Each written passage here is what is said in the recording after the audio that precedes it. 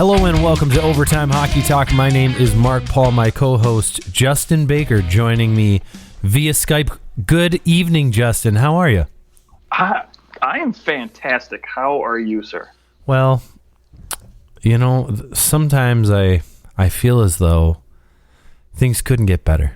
And other times I feel like things are pretty great. So, okay. I'd say things are pretty decent right now. Things are fine. Things are just fine. No reason to complain on my part. There you go. It's beautiful. The worst part of this moment right now, which there really is only one, because any time that I get with you is just priceless. But I'm in my basement, and the furnace is like, we'll say like 25 feet behind me, and my basement's unfinished, so I'm like, I have everything like up against one of the walls so that the sound isn't too bad, as opposed to like being in the middle and it bouncing everywhere. But the furnace, it turns on and then you can hear the furnace. So I have to turn the fan completely off. No fan running for the hour or whatever that we have our episode. And I turn the heat way down. I got to turn it down to like 64. So I know before our show, I crank it. It was up at 70. I crank it way up. I get the house nice and warm for the girls upstairs, and it makes it sound like I have a brothel upstairs. It's just my wife and 1-year-old daughter. And then, hopefully over the course of the hour, my house doesn't drop 6 degrees, which it doesn't. So we're good. We're good. Well insulated. I like it. Yeah. Actually, I had to insulate the spot in the attic. There's the roof of my living room goes all the way up to the ceiling, and you can see the wall of there's a wall where the attic is on the other side, and the whole wall wasn't insulated. So like the attic in the joist is insulated for the bedroom upstairs, but there's no insulation on the wall to the living room. So there's no insulation in the roof because there's some in the floor, like in the joists up in the ceiling. So it's So I went in and I put tons of insulation in there, and it's good now. It's crazy. The temperature would drop was like a good 8 degrees difference in that room because it could get so cold. But then when I put the insulation in, we're good. So pretty nice. You should come. My house, my gosh, there's for those that don't know, I'm completely gutting my house. There's absolutely no insulation in any of the exterior walls right now, which is fantastic for heating costs. Was there? There was not. Oh, that's good. That's how my house in Livonia was too. There was no insulation. There was. I'll say there was, but it was like laughable what was left over. It was probably 50. The house was 58, so 60-year-old. Whatever stuff they put in there had all like sunk to the bottom. Oh yeah. So when that happens, when your house can actually be at the temperature that your thermostat reads, right? Like, I want my house at 68. It can read at 68, but because the walls are actually significantly colder than the house inside, it actually creates this weird effect where it is 68 inside, but the way that it feels to your body, it's not, and it feels much colder, and like you can never get warm. I'm glad you're putting insulation everywhere. Hope you're enjoying overtime construction talk here as we remodel our homes. But speaking of remodeling our homes, there's been several teams that are remodeling their front office. Hey, that transition. And the Vancouver Canucks hire their general manager, and so do, oh my gosh, who else hired their the Montreal Canadiens did, and it looks like Chicago and Anaheim are getting ready to announce their general manager. So we'll talk all general manager, that kind of stuff in an episode in the future, in our next episode. On this one, we are most teams are either right at that halfway point or they're about to be there here in the next week. So we thought that, given that on Overtime Hockey Talk, we always do this. We do a mid-season award. This is our, oh my goodness, is this our fourth time or fifth time? I want to say fourth. Yeah. I could be wrong. 2017, right? So, yeah, I think it was our first season was 2017-18. And this is 21. Yeah, so this is our fourth season. 27-18, 2018-19, 2019-20, 2021. No, this is our fifth season, dude. Oh, my. That's madness. So this is our fifth annual Mid-Season Awards. And, as usual, we go through the traditional awards, but I always like to have at least one fun random award that I award at the end of the show. So you'll have to wait around and actually listen to the whole thing to find out my special award that I'm handing out. Very, very unique to this year. I'm excited for it. Huge opportunity for somebody to grab this at the halfway point. I mean, at this point, what award do you want to start with? Because I'm up for anything. Just not the MVP, obviously. We got to hold off on the MVP. Let's not go too big, but how about let's start with something easy and maybe talk about the Selke. All right, the Selke. Okay, I like it. The Selke is my I probably had the most fun with the Selke. Okay. So this is good. I'm glad that we're jumping in on the Selke. I did my I think I probably had a little more time than I put in a lot of time on this one. I don't know why. I just did. So I've got 4 guys for the Selke. I'm gonna start with my number 4 because it's definitely the one name on this whole list that is the most shocking name to appear on any of my potentials for this award. Oh my! Call me crazy, but at number 4, I've got Toronto Maple Leafs center David Kampf. David Kampf coming in for the Selke, and let me tell you why. First off, a lot of players that could be up for this award. You look at who they're playing with, and you go, well, okay, yeah, like obviously they're good defensively. However, they are also playing with either stud offensive players or other players who are also doing some of the work. So these guys aren't on their own on an island. However, I will say that David Kampf, in some respects, is alone on an island because of the way that Sheldon Keefe has used him. Now, in terms of players who, we can track guys' offensive zone starts. And, a typical split, whether you're a real offensive guy, a real defensive guy, you might see, even if you're a really, really defensive type of player, your coach really likes to use you in those types of situations. We tend to see, maybe a guy's like 60% in the offensive zone, or 60% in the defensive zone, if he's that kind of guy. Maybe 70%. But David Kampf.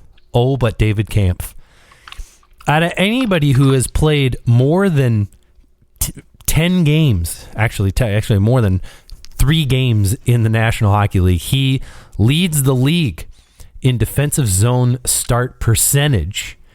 And really there's nobody even close in terms of players who have actually played more than, say, 8 games. 82.1% of his offensive zone starts the face-offs that he's been out there for have been in the defensive zone. The next highest, Dylan Gambrell with the Ottawa Senators at 77.7. So he's 5% higher there. Unbelievable how often he starts in the defensive zone. 17% of his faceoffs are in the offensive zone. So this guy's starting at a disadvantage, obviously. And I just lost him. Where'd he go? Sorry, I got my stats up. Yeah, 82.1. Okay, so he's playing 14:48 a game. In general, 2.5 minutes a game on the penalty kill, and then the rest 5-on-5.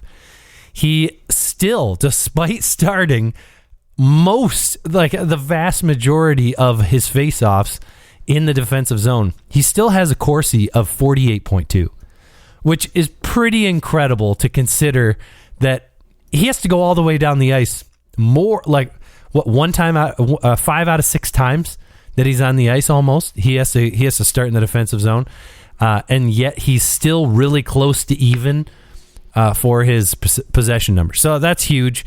At the same time, the players that he's playing with, no one like stud out. He's kind of getting shifted around. He's playing with all sorts of different players. He's really not getting any time with Marner, Matthews, Nylander. He's not playing with those guys very much. He still has 10 points. He's a +4, but he's being stuffed in the defensive zone more than anybody comes even close. And so I had to at least tip my cap to the guy who, and face-off win percentage, he's 55.1%. Pretty darn good, 55% in the face-offs. So all that to be said, I know an unusual player to have in there because he's not the it's not like he's putting up huge numbers and like a Bergeron or something, or a Barkov, while also playing pretty well defensively. This guy is just relied upon defensively in an unbelievable way, and I tip my cap to him. I gotta give him some recognition. There's no one else like him in the league right now in terms of his defensive specialty from the forward position. Yeah, I can't hate it, and I'll tell you why. Because so in the fantasy league I'm in this year, for whatever reason, the guy that's running it was a buddy of mine's league. They had like existing members forever, and they needed somebody to come fill in. So of course they naturally paid me to do it, not knowing that right now I'm running over everybody in this league in first place. Of course you are. So I'm sure they're pissed about that. But basically, he screwed up when he was setting the scoring because he was adjusting things for this year, and he accidentally set the face-off parameters or points to basically be a lot higher than you would in any other circumstance. Okay. And so now it's been a race for who can grab the most face-off wins every week and basically get some points to supplement and just put you over the top, right? So I'm not even kidding you. I have David Kemp on my team because he's a flex at right winger and center, and so he's been killing it for me for sure. Yeah, I mean, he's taken, how many draws is this? 290 plus 236. 526 draws? Yeah, 526 draws in 39 games. So 40, I mean, he's taken 13, 14 draws a game, and if he's winning more than half of those, I don't know how many points you're scoring per face-off win, but hopefully less than one. Right. How many points do they award to a win? It's a point per face-off win. Oh, God. So he's scoring you like 8-9 points a pop, whether he scores or not. Yeah, Wow. so basically we end up with like, I average around like 500 points in Yahoo's fantasy league. And so I've got Leon Draisaitl who's killing it. I've got Anze Kopitar.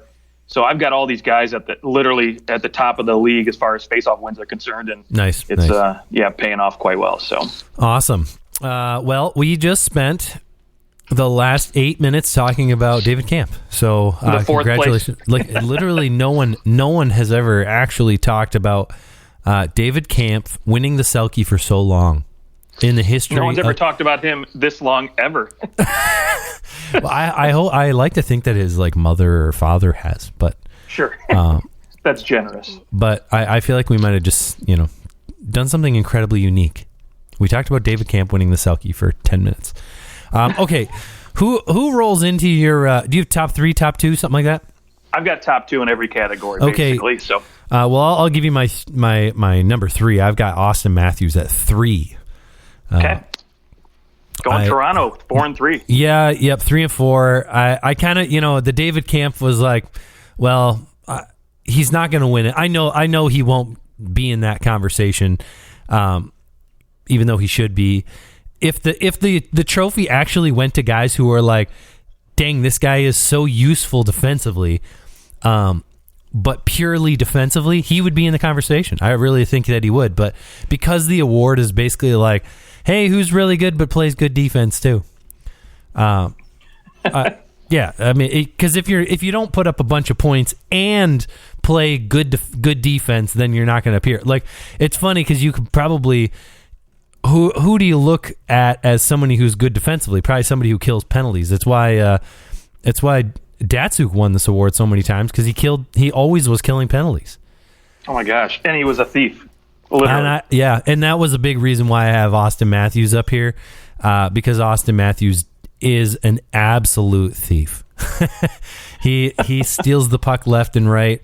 In terms of his takeaway giveaway ratio, I'm sorry, I'm pulling it up now. Austin Matthews is 6th in the league in steals in the takeaway category. 41 takeaways in 36 games.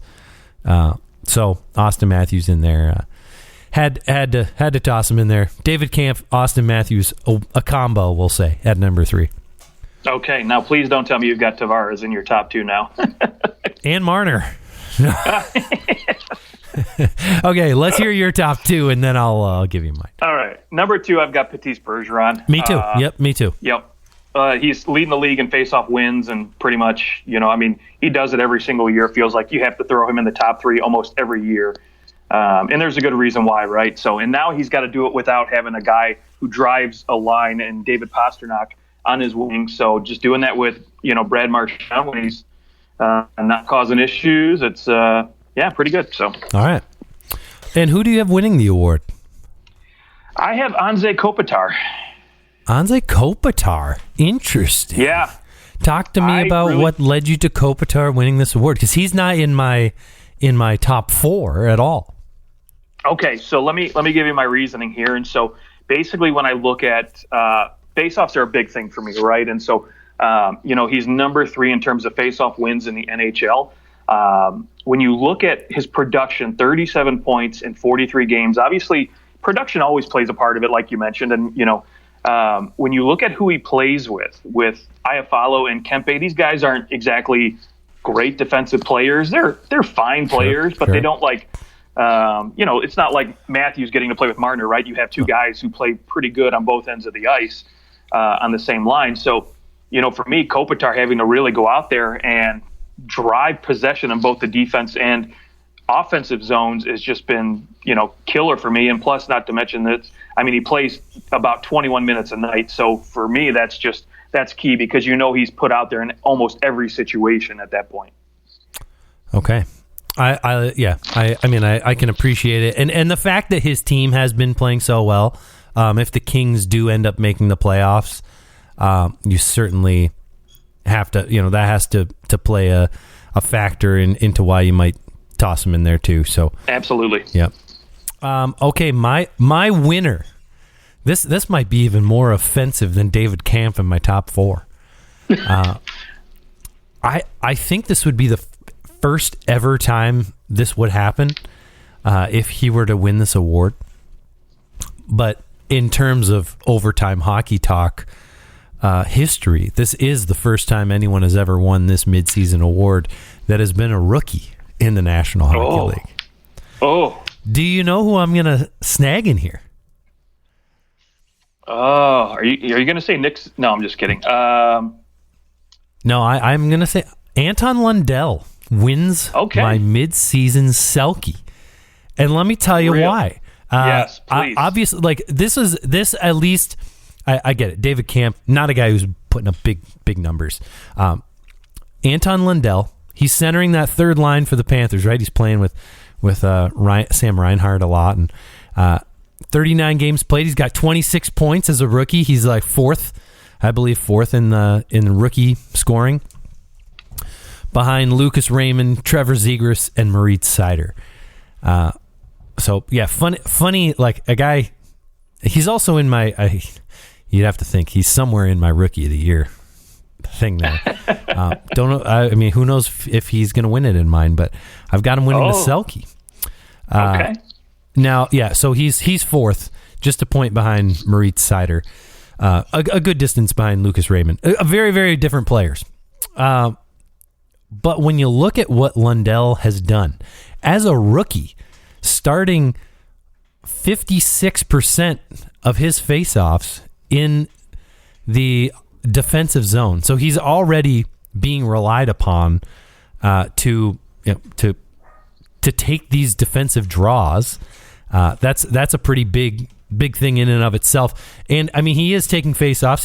He's not the greatest faceoff taker, but not many guys are at the age of 20 coming in as a rookie. He's at 44%. But he's still being relied upon for those. And he's putting up points. He is, I'll tell you what, he leads the NHL in takeaway giveaway difference. He's at a plus 22 in terms of forwards for a giveaway takeaway difference. Plus 22. He's got 42 takeaways. That is fourth in the NHL, first amongst all forwards. He's behind only Adam Fox, Mackenzie Weegar, and Alex Pietrangelo. But he's first in the NHL for forwards as well in terms of that difference. And in the entire NHL, he is third for takeaway giveaway with the defenseman. I mean, it's easier for defensemen to take the puck away than it is for forwards. Like literally their entire job is to take the puck away. So of course they're going to have more takeaways. And in general, forwards, because they have the puck going into the offensive zone, they are just naturally giving the puck up more often. Like Austin Matthews has 30 giveaways along with his 41 takeaways, but that's, it's typical of different guys to also give the puck away when they have the puck so often. Like it's just going to happen. But Lundell is just a puck stripping machine. He's been fantastic. He's been relied upon in the defensive zone. He's putting up huge points, completely unexpected to do this well this soon in an NHL career. Will he win this award ultimately? I doubt it. But the fact that he's so young and he's dominating in some of these areas of the game already, he's got to be up there. He has to be up there. So, and he wins my award because Patrice Bergeron gets to play with Marchand, and he was playing with Pasternak for a lot of the season. Not right now, but he was. He's consistently playing with very good players around him as well. Anton Lundell, Sam Reinhart, no slouch, but he's also been, he's kind of tossed in and around that lineup because he's so easily moved. Like he plays that third line center role so well. I expect that later in his career he'll shoot up the depth chart for the Panthers. But what a steal for the Panthers right now. I mean, they knew what they had in him. They knew that he was going to be good, but I don't think they figured he'd be this good defensively this quick in the NHL. Yeah, I'll give it to you. I've been impressed with what I've seen out of him, and Florida Panther fans have to be happy because they've got a good one. All right, well, with the Anton Lundell discussion, should we go to the Calder since we're talking rookies? Not? Let's go. All right, I'll toss out my number 4. I'll give you my number 4 to start, and then you can give me your number 2. I'll give you my 3-2, and then we'll go number 1. I have Trevor Zegras on the outside at my number 4. Even though I think that fancy goal he scored, the Michigan goal that he scored earlier in the year is definitely going to give him some good publicity for that Calder, and the fact that the Ducks are good, that helps as well. But I think the other 3 guys ahead of him are making more of an impact, and so I'm going Trevor Zegras at 4. Okay, I love it. And I don't hate it either because, I'm with you. I think he's got flash, and I think that's what a lot of voters like to see out of a rookie, right? They just want to see flash over substance, and so, hey. But I don't even have Trevor Zegras on my top 2 because, again, I think Anaheim's going to, fall off a little bit here. I think with Edmonton looking to make a push, rumors are going to get Evander Kane here signed. Well, he's also making a. Yeah, when you look at the rest of the other top, even the top 6 rookies, top 6 rookies in scoring, you've got Lucas Raymond, Trevor Zegras, Moritz Seider, Anton Lundell, Tanner Jennett, and Michael Bunting. All of them are by far much better plus minus over Trevor Zegras. Now, not that I put a ton of stock into plus minus, but you also have to think, I mean, Trevor Zegras is on a playoff team, and he has been on the ice 11 times more than he scored. He's a minus 11. Moritz Seider is a minus 3, but he's on a bad team, and he's playing a lot. He's playing 22 and a half minutes a game on a very mediocre team. Whereas, some of these other guys, even Lucas Raymond is a 0. He's even. So I look at that and go, yeah, you are doing good things offensively, but you're also maybe struggling defensively, which is typical of a rookie. Right. No, absolutely. And for Trevor Zegras too, he actually plays a majority of his, faceoffs in the offensive zone. So when you're getting scored against and a majority of the time you're starting in the offensive zone, right, that's a concern for me because you're losing the puck, you're losing the battles down low, and then you're, going the other way too many times, So, yeah, didn't even make the list for me. But at number 2 for me, I've got Lucas Raymond. He's been fun to watch as a Red Wings fan. He's, obviously leading all rookies in scoring right now. He is definitely a little bit more flash than substance like Trevor Zegras, but I love every aspect of his game right now, and it's something that's going to be fun to watch. Oh, yeah. There's nothing wrong with a player being incredibly skilled. Don't get me wrong. I'm not picking Trevor Zegras in my top 3 because he's just too flashy. I don't care about that. But I agree. Lucas Raymond, he's my 2. I've got Moritz Seider at 3. I really like Moritz Seider. It's just really hard for defensemen to win this award. Just because, again, you're right. Like, we like numbers. Now, granted, he does have really nice numbers. 27 points, 3rd in rookie scoring. We'll see what happens here in the second half. He had a really great start to the season and has slowed a little bit, which is typical of rookies, but it'll be interesting to see what happens the rest of the way. But yeah, I've got Seider at 3 and Lucas Raymond at 2. Okay. So I kind of have a feeling who I think your number 1 is, but it's my Selke Trophy winner. What do you know? I've got Moritz Seider for me at number 1. Michael Bunting? Is that what you said? Michael Bunting? Michael Bunting. He's a rookie, He's a rookie. I know. It's actually I've been very impressed with what he's done too. Being a rookie. He's been such a wonderful replacement for Zach Hyman. Much better than I thought they were going to get. Yeah, he's not Zach Hyman, but at the same time, if he continues what he's doing right now, he ends up with 20 goals and almost 50 points. That's Zach Hyman. That's better than what's the kid's name? Oh yeah, Jack Hughes. That's better than Jack Hughes in his rookie season. So true. Yeah. Tip of the cap. Jack Hughes doesn't get to play with Austin Matthews or Mitch Marner, right. But I'll give you that. It doesn't matter.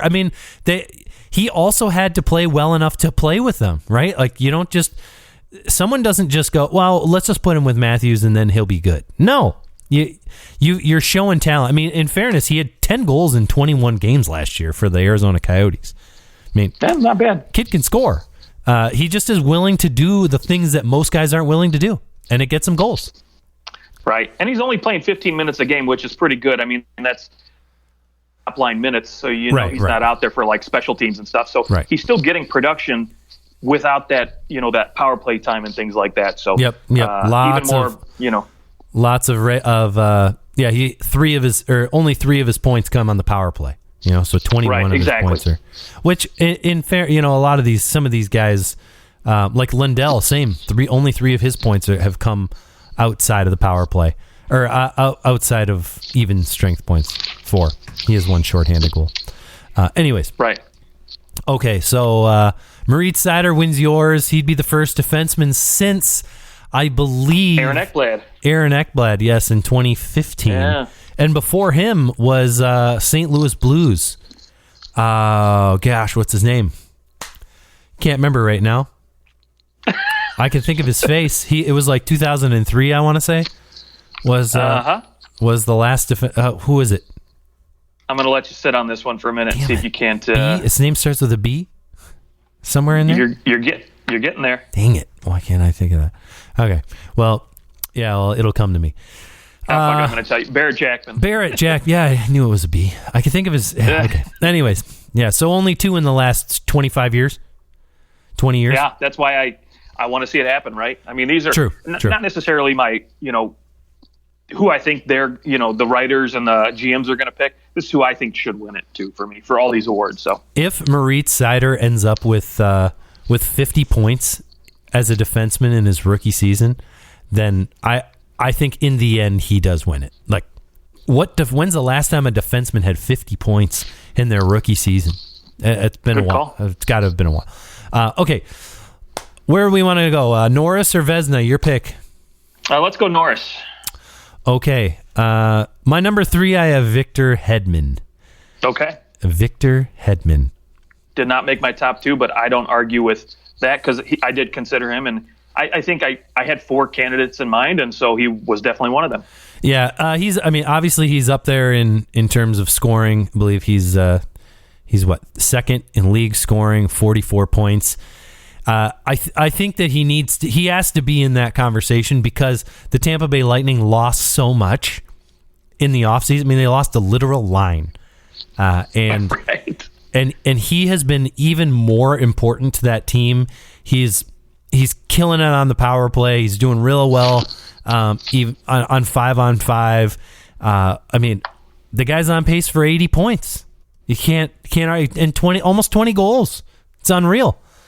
He's having, what may be his best season of his career in terms of putting up the points. It could end up being that way, especially as this team continues to get healthy. His career high is 17 goals, was 17-18, and he had 72 points in 16-17, and he is well on his way to beating both of those. So we'll see a career year for Victor Hedman, and the voters love them some Victor Hedman.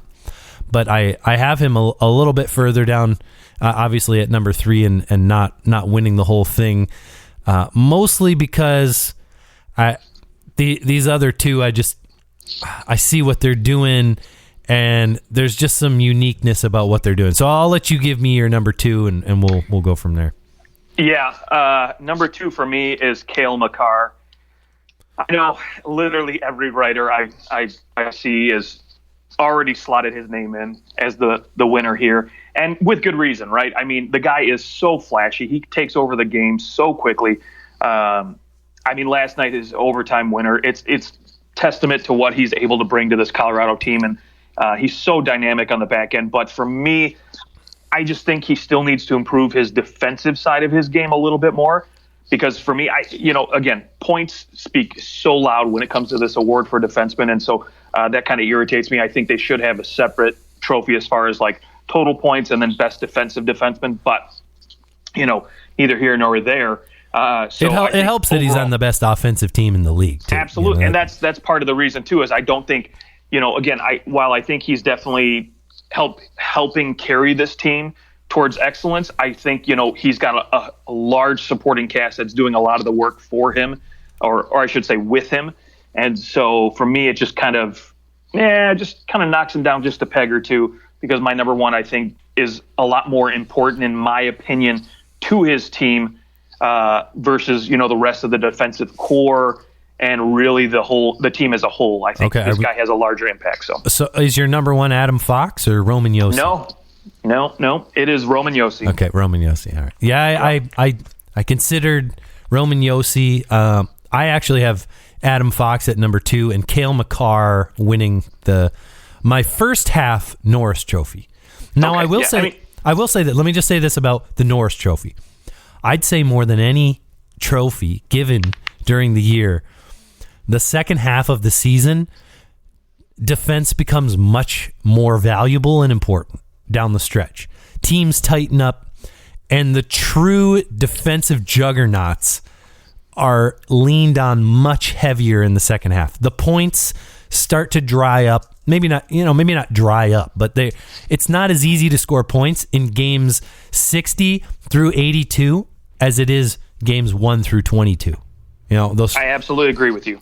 Absolutely agree with you. Now, my reason, Cale Makar has to win the first half award. Now, first off, he still has 4 games left in his first half. And based on what he's put up, we're going to see another 4 points. So he's going to probably be right there with Adam Fox leading the league in defensive scoring. That's one thing. The guy has 17 goals in 37 games for a defenseman.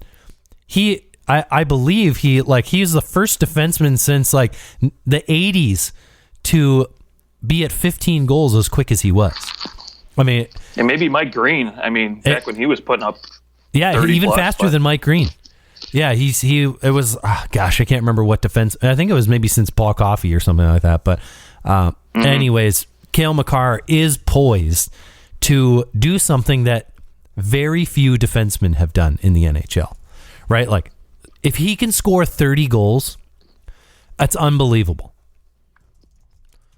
Yep, I will give you that. That would be quite a feat. And, another guy, I mean, part of the reason I like Roman Josi, too, is his ability to score goals. And so, obviously, he's not as dynamic as Makar, and that's going to help him a lot, right? Especially when it comes to, Norris Trophy votes. He's just so dynamic and fun to watch, and so is Adam Fox, too. And I wouldn't be upset if any of these four guys we talked about won the Norris. I wouldn't say, okay, no way he should have won that. Now, the only other guy I could see maybe etching his name into this conversation might be Aaron Ekblad. But other than that, I think one of these four guys has got to come home with the award. Well, if he gets 30 goals, then he will join 9 other men who have 30-goal seasons. There have been a total of 17 30-goal seasons for an NHL defenseman. Granted, I'm sure you could guess who has most of them.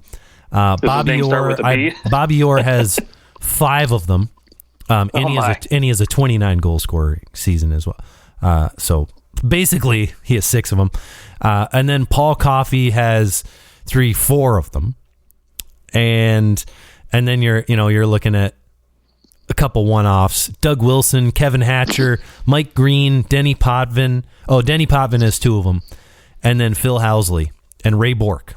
And there's your guys who have scored 30 goals. So, I mean, that is elite company. I mean, I'd say out of everyone on here who has scored 30 goals, Kevin Hatcher and Mike Green are the only ones not in the Hall of Fame. Yeah. So I'll give you that. That is elite company. And when you consider the times, like, when you look at when those guys scored those goals, I mean, all those 30-goal seasons are, like, you've obviously got Bobby Orr in the early and mid-'70s, and then the rest of them are in that 78 to 89 span, and then Mike Green. So It's so rare. That's why the fact that you're a defenseman scoring goals, and we're not talking like he's taking little shots from the point, getting, he's just kind of throwing them through and getting lucky a few times.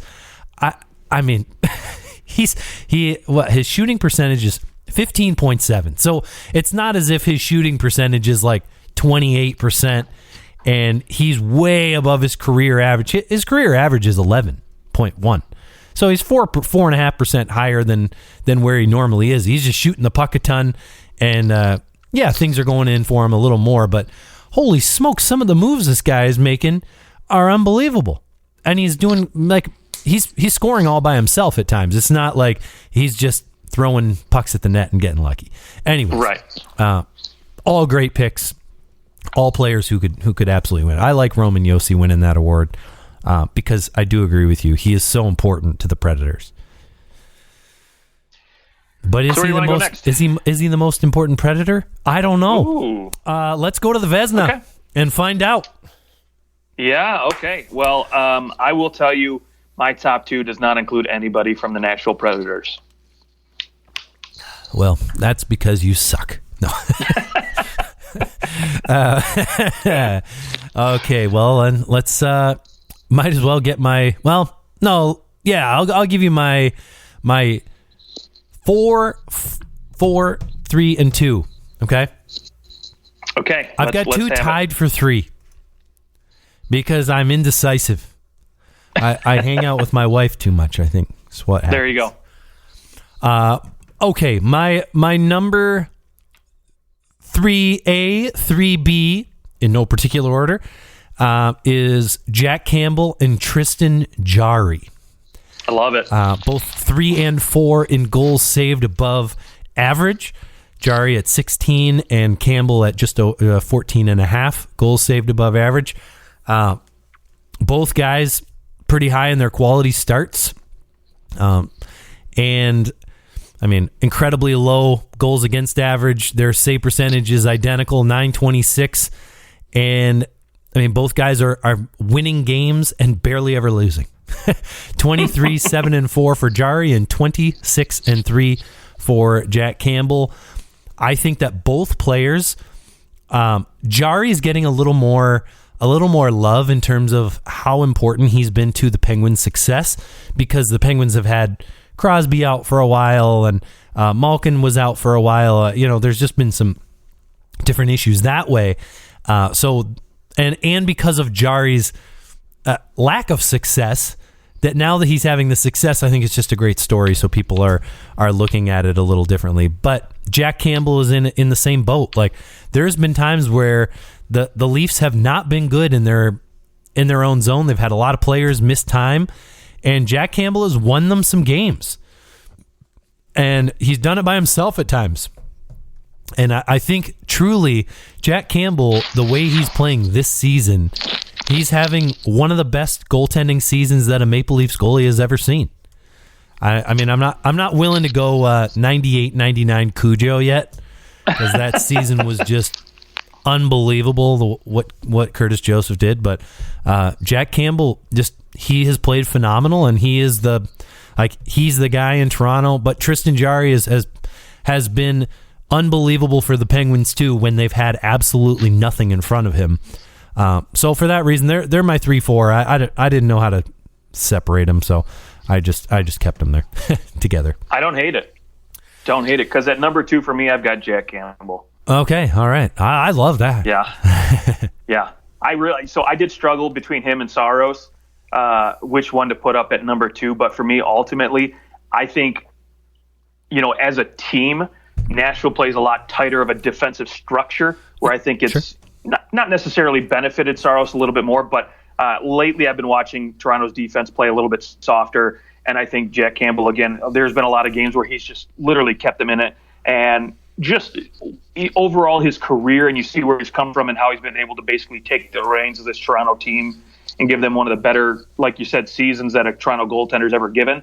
It's just been fun to watch. He is dynamic, and I'm hoping he has a more prolonged career, and this isn't just a one-off for Toronto. So hopefully they've got a good future with this guy, at least for another 5 years maybe. Yeah. And for me, hopefully, he won't, again, as long as he's in Toronto playing, I think he's going to get opportunities for wins, which will definitely help his, Vezina candidacy. But I think right now this would be the time to win it if he's going to get it. Yeah, yeah. And yeah, he's also 30 years old, so that's a thing. You're not generally gonna hang on to a 30-year-old goalie for a super long time after that, especially one. But he hasn't have as much wear and tear on his body playing in NHL games prior to this. He's already broken his career high for games played in a season. So yeah, he's it'll be interesting to see how he progresses. Like, does he have more? Is this all, is this the ceiling, or is there more?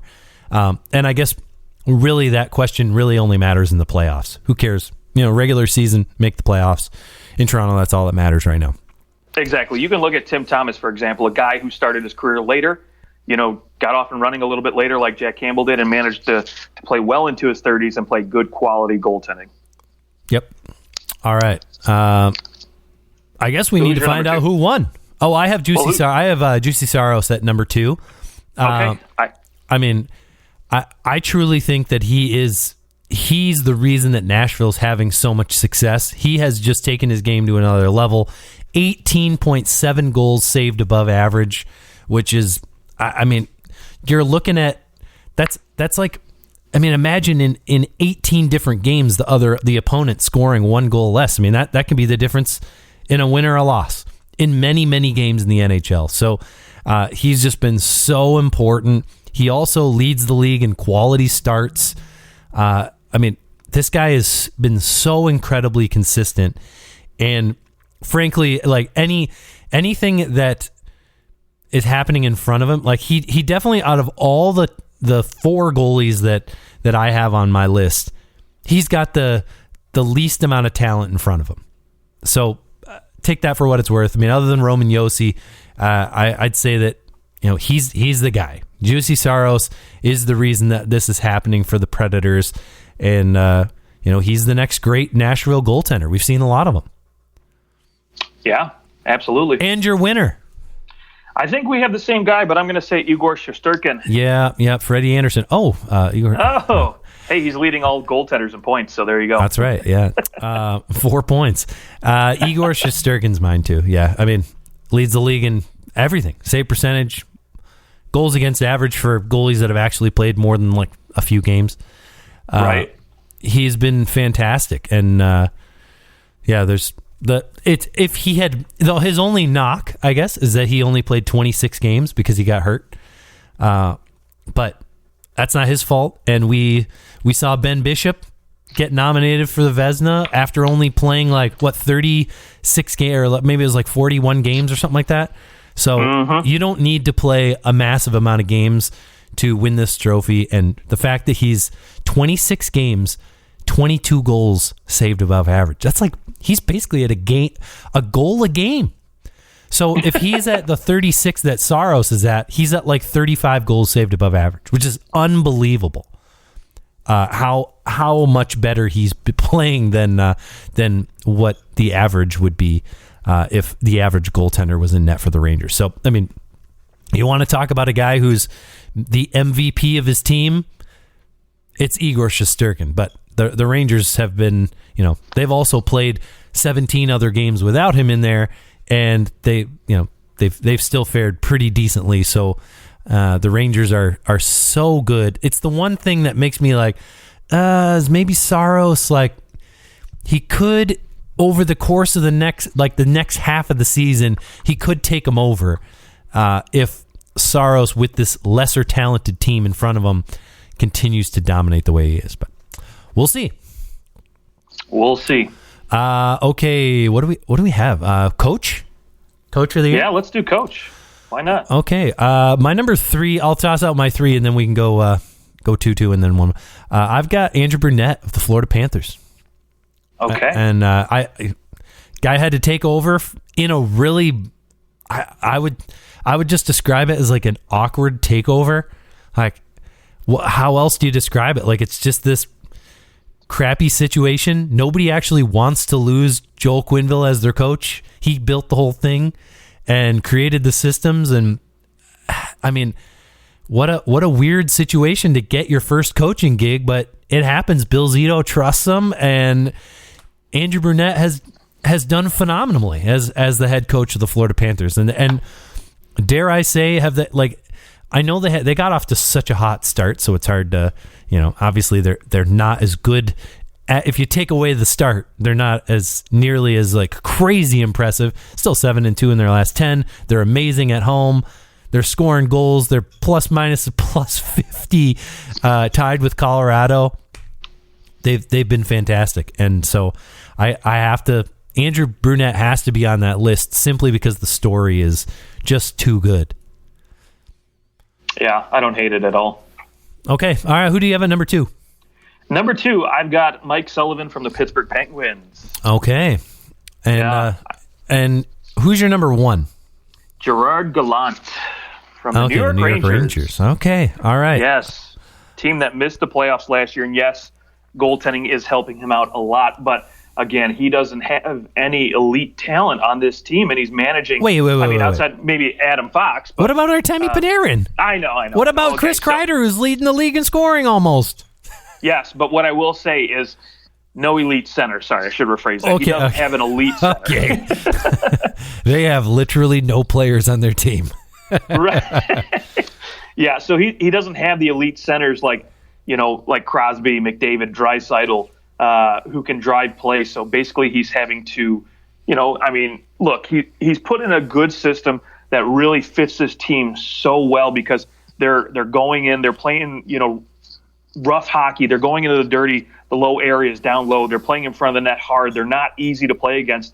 And it definitely helps that they do have Adam Fox, who can basically move the puck up and down the ice without an issue at all. And it's going to be up there for the Norris. But man, I mean, what else to say for a team that missed the playoffs last year, and they're playing so well this year, and all it took was a quick little coach change. And hopefully if he can get Alex Lafreniere to get off and get going, then it's definitely in the bag for him for sure. See, I'll say that when you've got Capo Caco and Alex Lafreniere both underproducing, a combined 13 goals in 78 games for those two guys this season.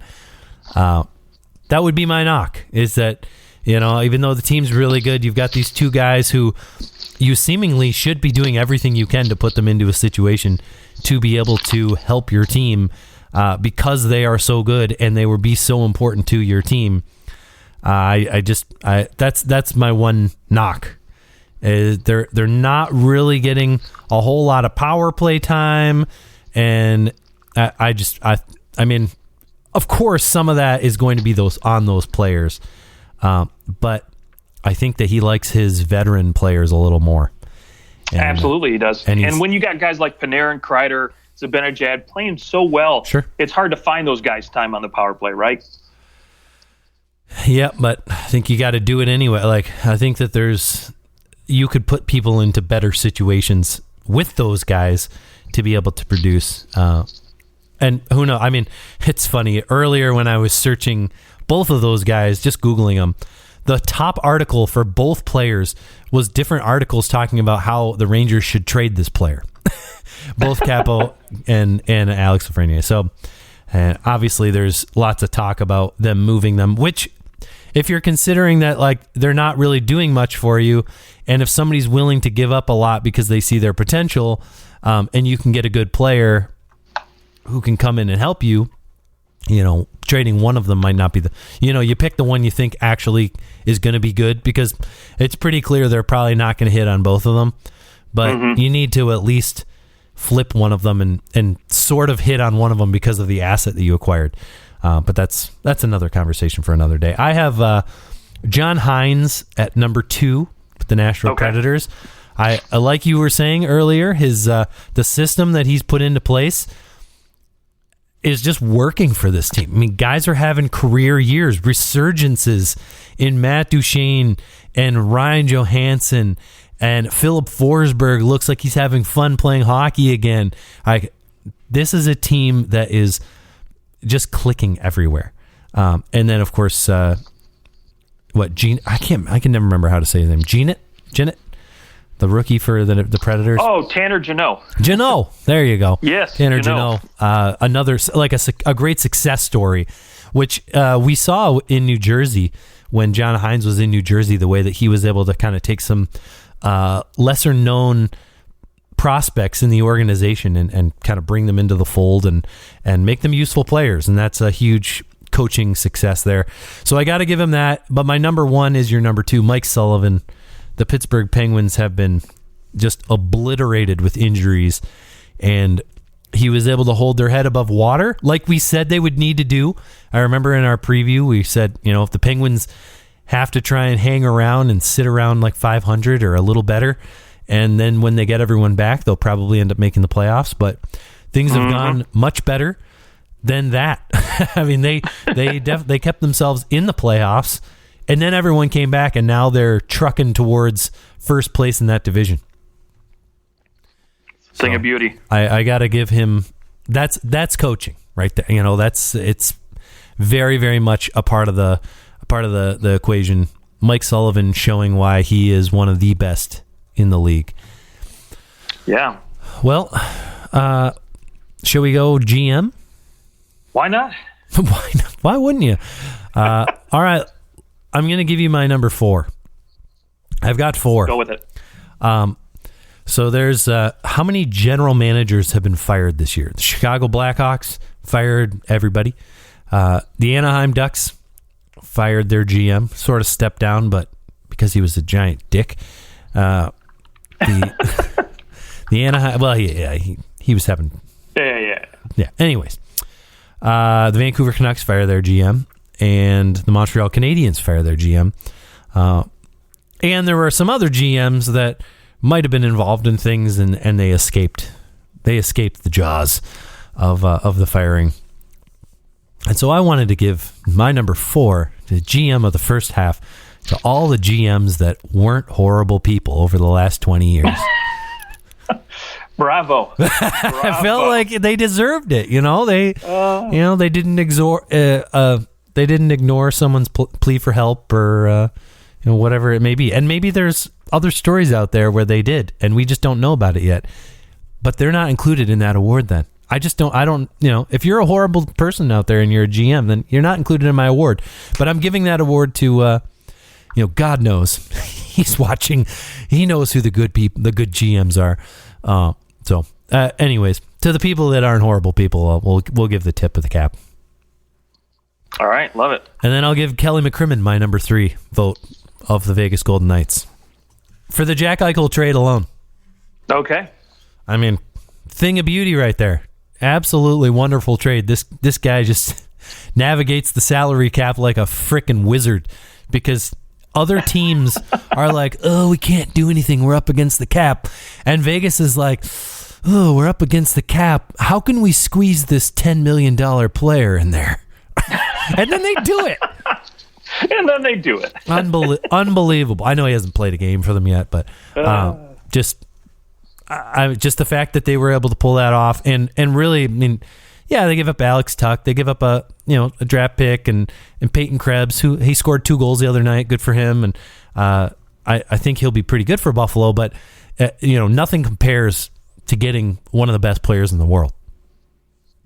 So yeah, I got to give him the tip of the cap just for making that move alone, let alone the navigation of the salary cap and having to figure out all it seemingly every single good player on the Vegas Golden Knights was either hurt or had COVID for a long time this year, right? Like everybody was out, and they're still first in a bad division, but they're still first. They still had to do it.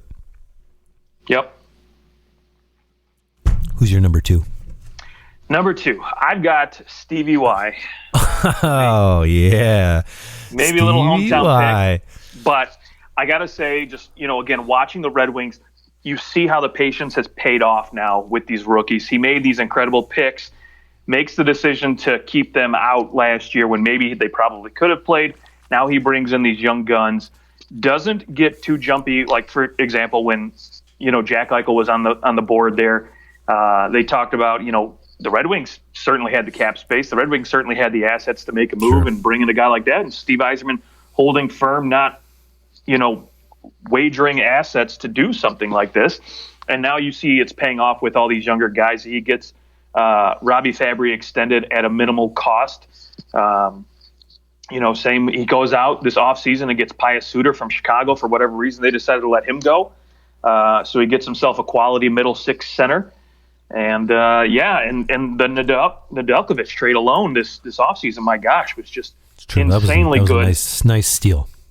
Yeah, and so you've seen it pay off quite well for the Detroit Red Wings. Now, again, they're not going to make the playoffs, so that's probably going to knock Steve Yzerman out of the conversation when it comes to GM of the year. But ultimately, I think he definitely deserves some recognition for the work he's done, and now it's showing off this season with a team that's competitive but still rebuilding. And I think they're still got a couple more years to go, but it's exciting in Detroit now. He may not win the award, but he appreciates the encouragement from you, I'm sure.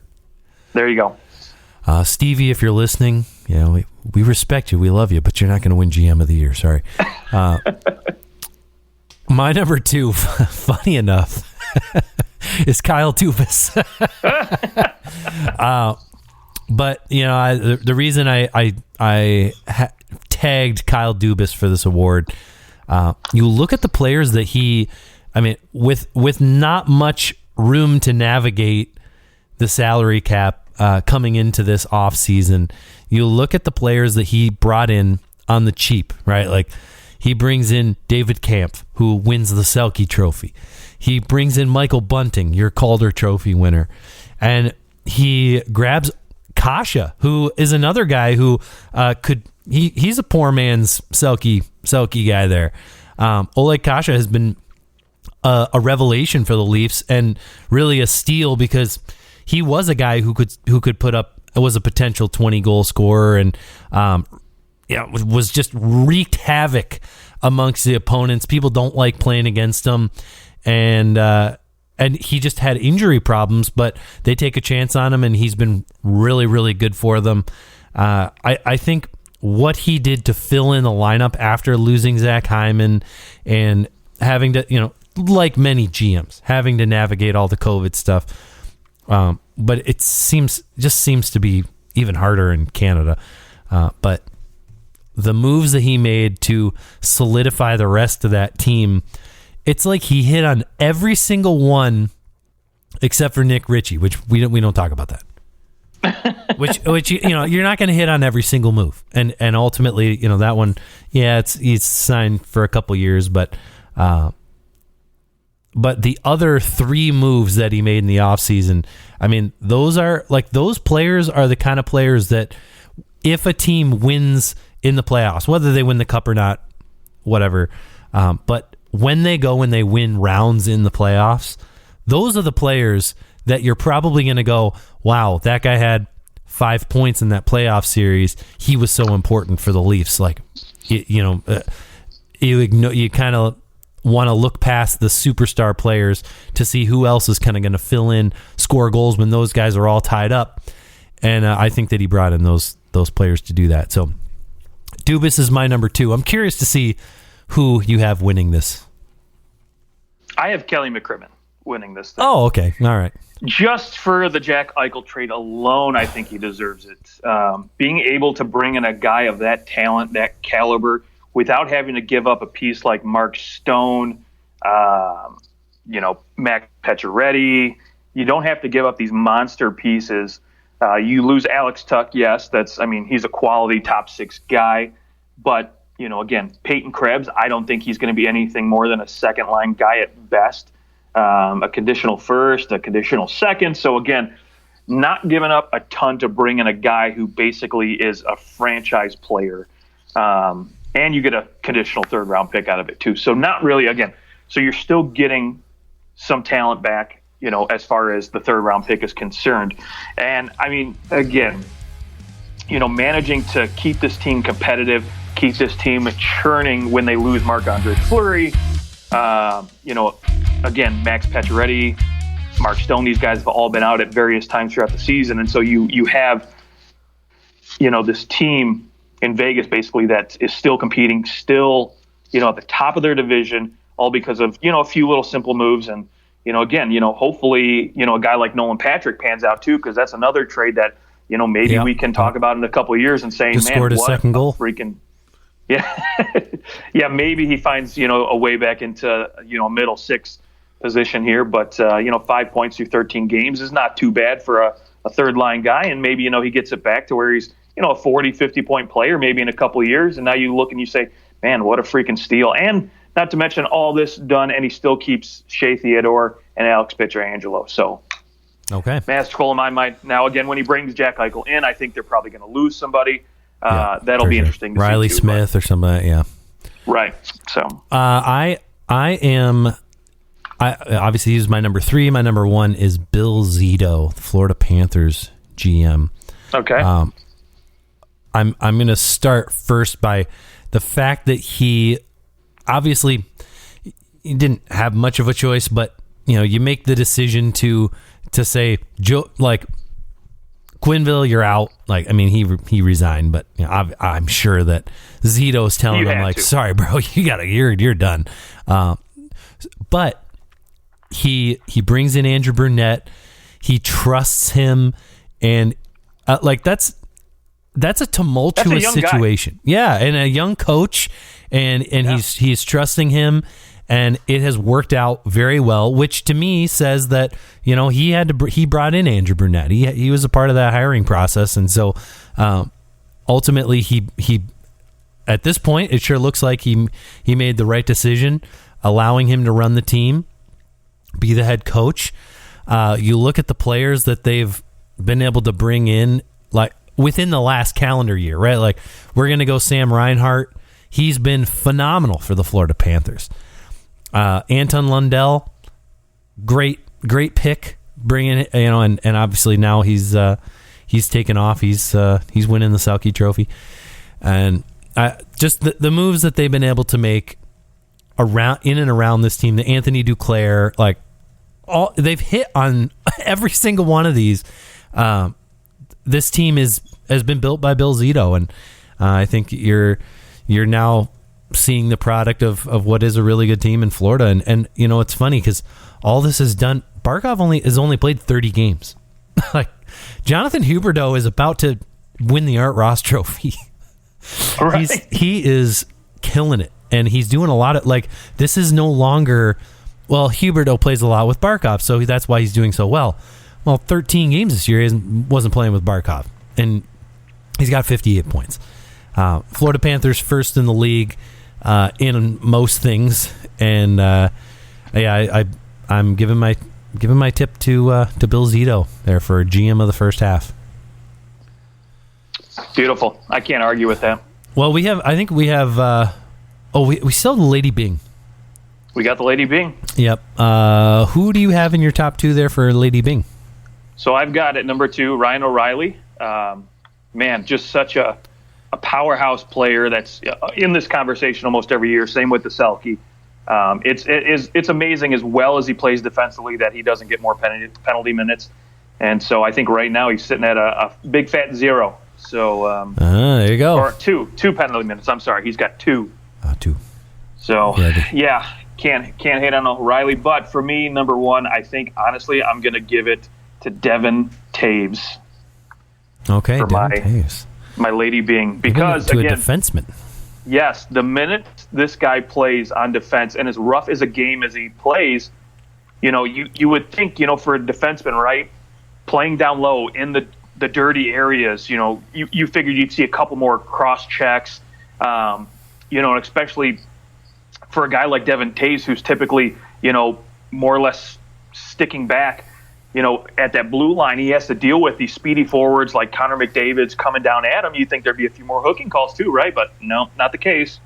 So Devin Taves certainly cleaning up, and doesn't hurt either that he's at the top of the race as far as defensive points and leads the league in plus minus. So awesome. I'm just going to give you one. My Lady Byng Trophy winner for the first half of the regular season averaged 17.5 minutes a game.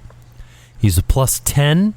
He's got 32 points, 15 goals, and he did it all without having a single penalty all year so far in 42 games. That's the Pittsburgh Penguins' Evan Rodriguez. Ooh. The unexpected guy in there, but no penalty minutes at all. He's the gentleman of all gentlemen. That's out clutch. Of anyone That's who... clutch.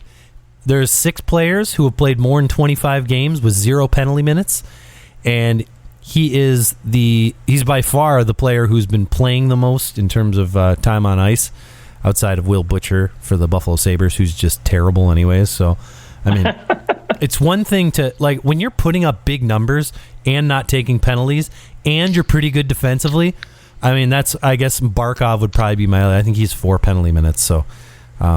But the way that Ryan O'Reilly plays, it's so impressive that he only has 2 penalty minutes. Like, you think of him as kind of like a hard-nosed guy, but he doesn't take penalties. It's unbelievable. But yep. Evan Rodriguez, why not? Wins my Lady Byng of the first half. Beautiful. Okay, before we get to the MVP, I did promise that I would hand out the award that, you know, is not a real award. Every mid-season award have to give out something that just is very random, and this year my award is called the player least likely to score all season. So there are 6 players in the National Hockey League who have they've actually played some games, and they have yet to score a single goal. In terms of forwards who have actually played more than 25 games and haven't scored a goal, there's 5 of them. Those 5 players: Riley Nash, Tyler Pitlick, Jonas Donskoy, John Hayden for the Buffalo Sabres, Ryan Carpenter for the Chicago Blackhawks. Pitlick's on the Calgary Flames. I'll go in my order. I think Jonas Donskoy, I'm putting at 3 because I think that it's unbelievable that he doesn't have a goal. He has the most shots on goal for anybody with no goals. He's got 47 shots on goal. He does have 14 points, so it's not as if he's not doing anything. He's producing some offense. Like, he'll probably end up with 30 points when the season's over. But yeah, I think he's bound to score a goal, but he's going to be number 3. Number 2, Ryan Carpenter for the Chicago Blackhawks. He's got 5 assists and only playing 12 minutes a game. I think it's unlikely that he scores a goal, but he's out there to win some face-offs for the Blackhawks, and that's it. You know who's going to win my award? I cannot say. It's someone who has already played for 3 teams and might play for a 4th, which would tie the all-time record for most teams played in a season. Are you talking Riley Nash? I am talking Riley Nash. I will be shocked if Riley Nash ever scores a goal. He's got 2 assists. He's averaging about 11 minutes a game. He wins those faceoffs 54.8%. He's got 24 shots on goal, but I don't think he's going to score ever. He hasn't scored in a minute either. And Riley Nash. Whew. Obviously, someone when he was signed by the Blue Jackets after having a 15-goal season for the Bruins, he went and scored 3 goals in 78, 5 in 64, and then 2 in 37 last year. So we'll see if he can score a goal ever again. But Riley Nash played for 3 teams so far this year. He's played for Arizona, Tampa, and Winnipeg, and none of those teams have been able to give him the spark that he needs to score a goal. Like, you got to think something's going to go in off your butt, at some point, I guess. But do you know there's one player in the last, basically players that you'd recognize who have played for 4 teams in a year. Do you remember who it is? No. That player is Jussi Jokinen. Oh, okay. Yeah, I think it was in when was that?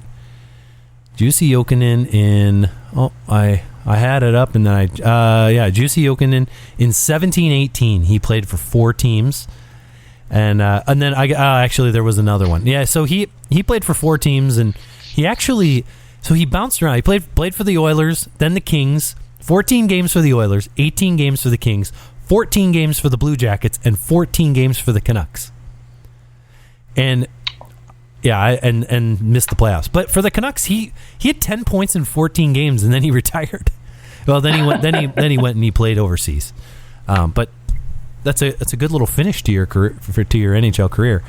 The other guy who's done it recently, Mark Arcabello. I don't know if you remember him. He played for the Oilers, Predators, Penguins, and Arizona Coyotes, and then the following offseason signed with the Toronto Maple Leafs. He's the only one to play for 5 teams in a calendar year that I could find. So that's 5 teams in one calendar year is pretty unbelievable. But yeah, I'll give you that. Either nobody wants you or everybody wants you. I don't know what it is. I don't think that who was it that played for the was it Mike Sullivan played for the most teams? That's a good question. I think that it was. I think I remember him being Mike Sillinger. Sorry, Mike Sillinger. Yes. He was traded. I feel like it was like every year he was traded at the trade deadline. That's what it felt like. Anyways, those guys just pop into my brain when I'm looking at weird things like that. But I can't imagine playing for that, like so many teams in one season. Like you're there for what, like a month, maybe a little longer than that. Yeah, if that. Exactly. Okay, well, should we go to our MVP? Oh, please, let's. All right. Oh, Mike Sillinger, by the way, played for 12 teams, and that's the record. Okay. Okay. MVP. Who do you have? You got 2. You've got your top 2. So let's go your number 2. Okay, number 2, I've got Alex Ovechkin. Okay. I think ultimately he stays competitive. This team makes the playoffs. I do think he's actually not going to win the Rocket Richard Trophy this year. So there is another. Who do you think is going to scoop that? I think Austin Matthews is going to scoop that one up. Yeah, it's looking more and more like it. It's either him or if Draisaitl catches fire again, then. Yep, absolutely. My MVP, I've got Draisaitl at 3, so he's sitting there at 3. And then Ovechkin wins my MVP for the first half, actually. Wow, okay. So Juicy Saros is my number 2 for MVP, a goaltender. I figured you'd be happy about that.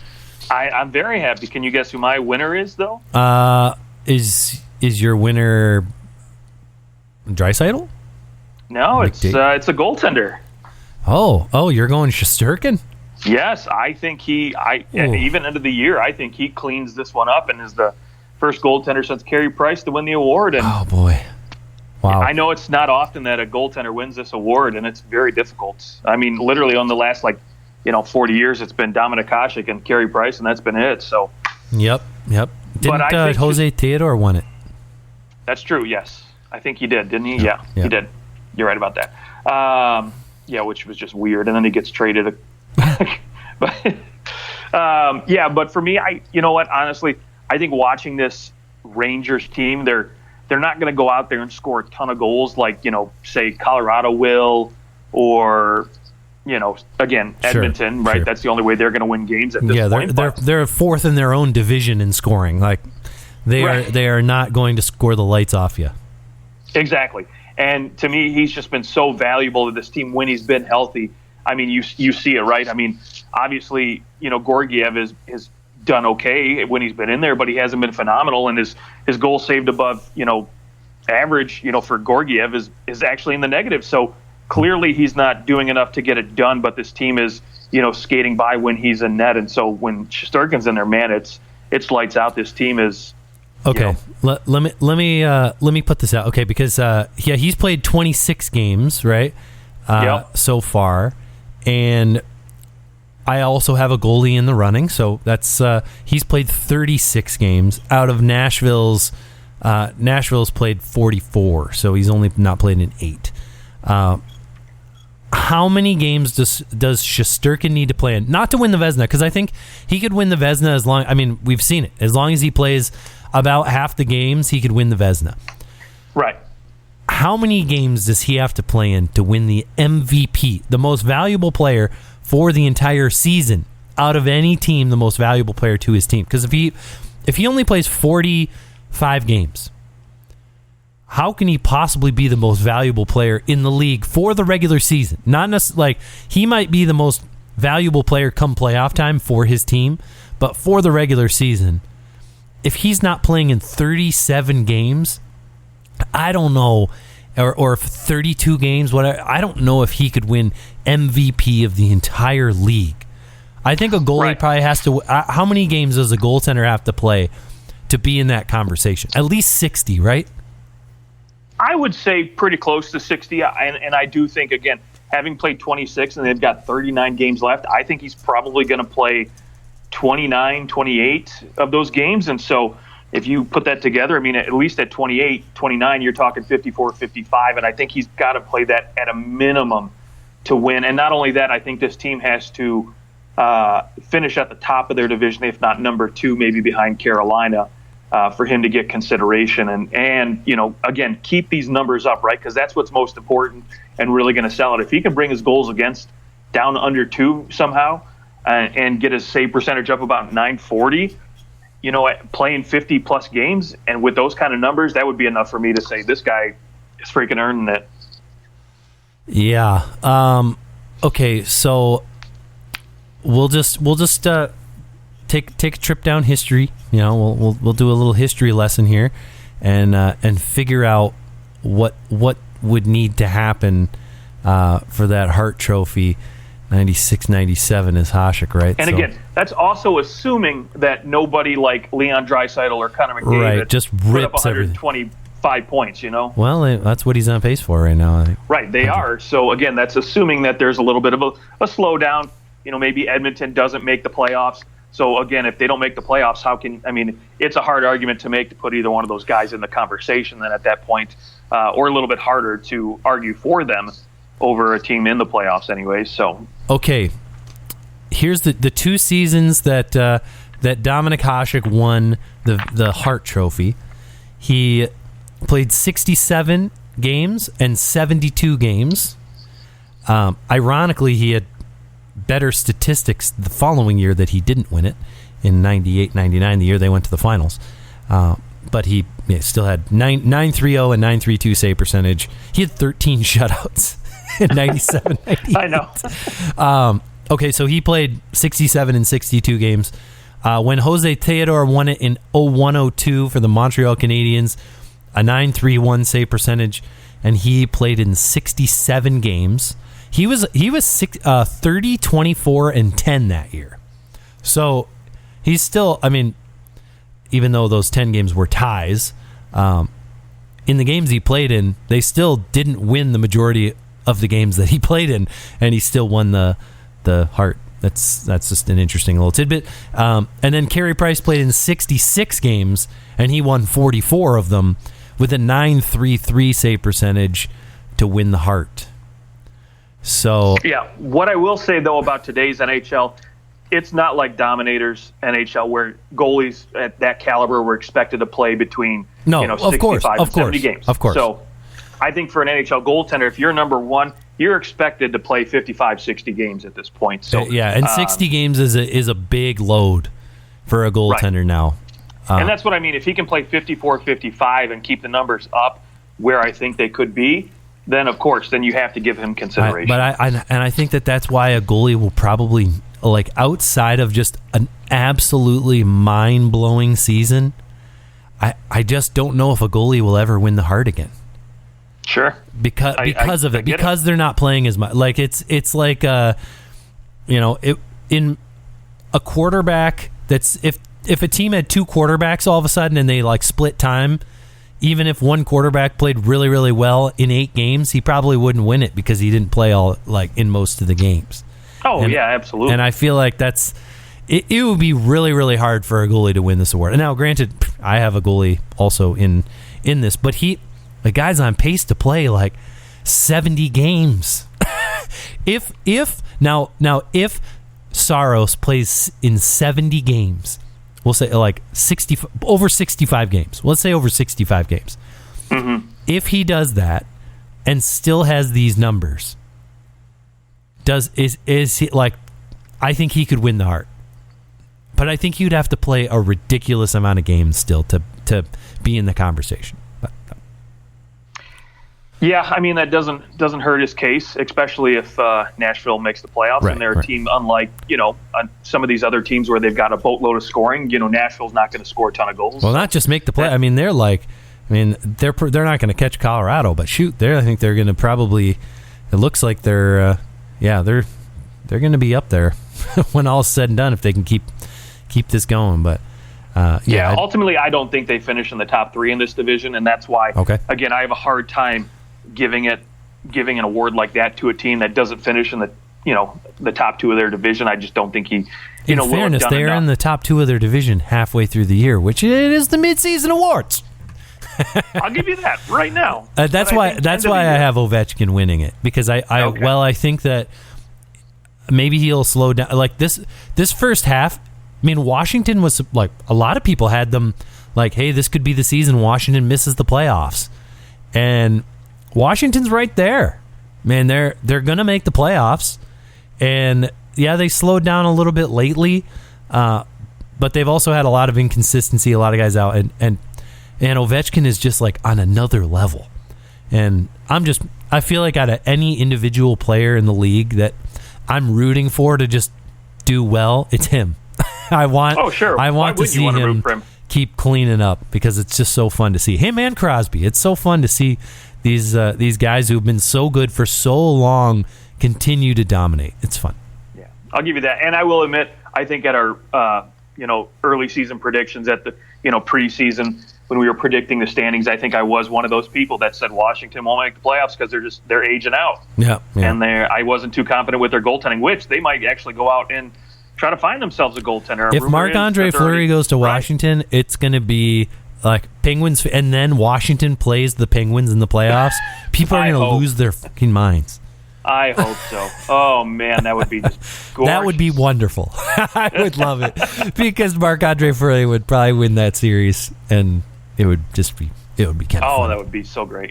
All right, well, our mid-season awards lasted almost 90 minutes, so if you're still here with us, we appreciate you, and we hope you enjoy the games. Hockey Day in Canada on Saturday should be fun. Hockey all the way from noon to midnight. And I know I'll be watching, and we'll find you on Twitter, or you can find us on Twitter at OT Hockey Talk. Justin, have a great weekend, and I'll talk to you next week. You too, sir.